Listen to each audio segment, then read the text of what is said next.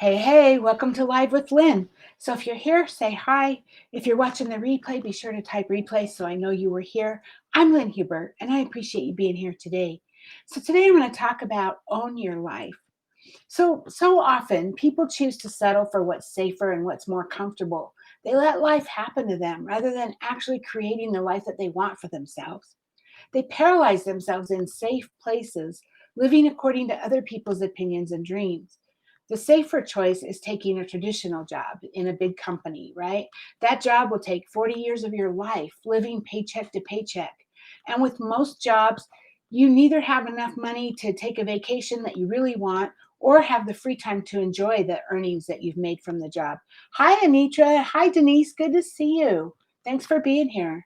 So, the comfortable choice is not having something to believe in, right? You waste time going after one doctrine or after another, and you let your circumstances define and simplify, and simply life happens to you. This is called survival, and this is the default setting for most of us. Most of us just live that way. We whatever comes at us, that's what we do deal with, you know. But I'm saying that you should own your life, right? Living, on the other hand, focuses on the total opposite. When you're living intentionally, you have a set purpose to your life. You own your life. You focus on doing things, on growing and achieving. While surviving centers around getting to the next day, living centers around how to embrace life to the fullest.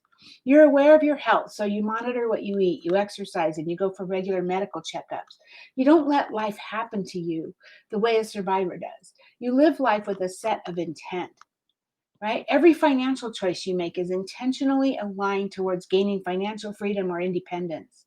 You acknowledge what you're passionate about and you take small, consistent, deliberate actions to fulfill your passion. This is owning your life.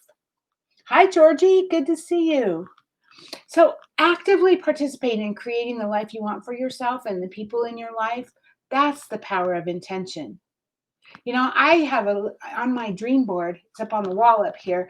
I have on my dream board, I have all these pictures, but I have the big word intentional to remind me that I need to live my life with intention. You want to take responsibility, right? The first step to owning your life is taking responsibility for the decisions that you make and for your actions. We are architects of our lives. Our lives are made up of a series of small and big choices that we make every single day. And when you don't make the choice for yourself, it's made for you. So that's the key. You need to make it for yourself. Don't let somebody else make it for you, right? The fundamentals of this journey are firstly finding your true self, who you are and what's important to you. And then when you have understood your truth and sense of self, then you set your intent for your life. What you aspire to achieve, your goals, your dreams, your ambition, right? And then the last step is taking big or small purposeful steps towards fulfilling that purpose.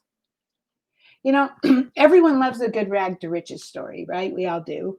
One of my favorites is the story of Oprah Winfrey.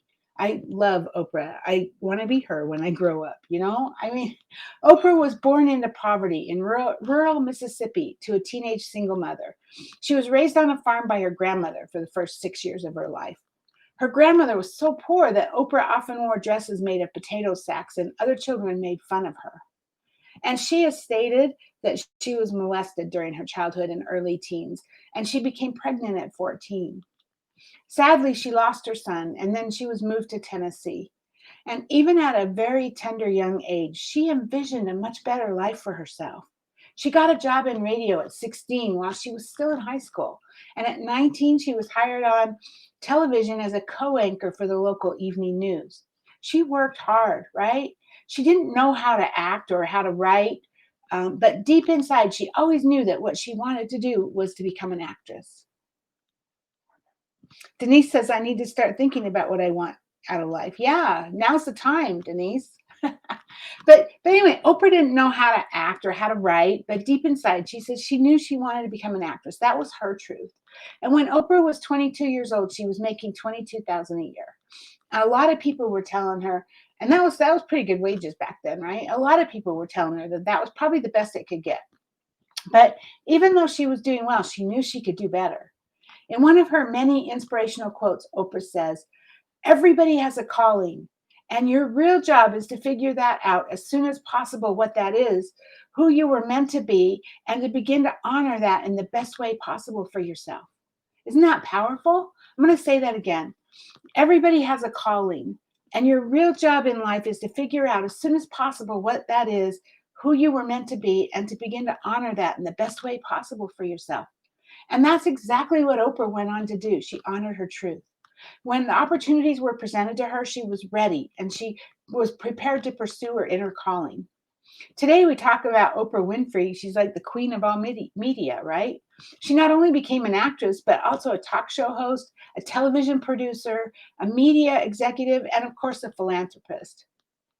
Your success is a result of owning your life. You should not allow your background or any sorts of limitations to stop you from following your truth, your purpose, and your intention. Oprah didn't let her background stop her, and look where she came from. So, any of us, right? So, refuse to be defined by the box that people put around you and fight any fear that might come your way because it's your fear that's going to hold you back. So, you got to fight through, push through that fear. Don't let it hold you back. Don't let it stop you.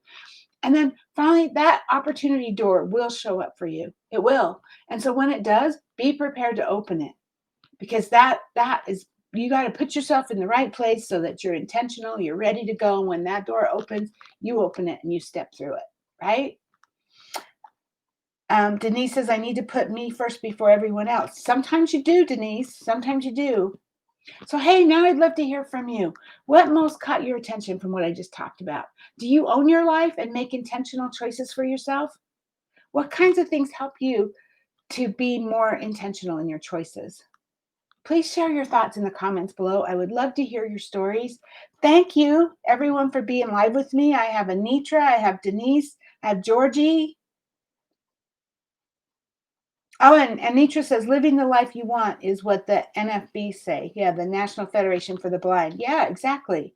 So thank you guys all for being live with me today. And anyone who might be live who just hasn't commented, and anyone who's watching the replay, thanks for being here. I appreciate you. Go out there and have an amazing day, and I'll see you tomorrow. Bye-bye.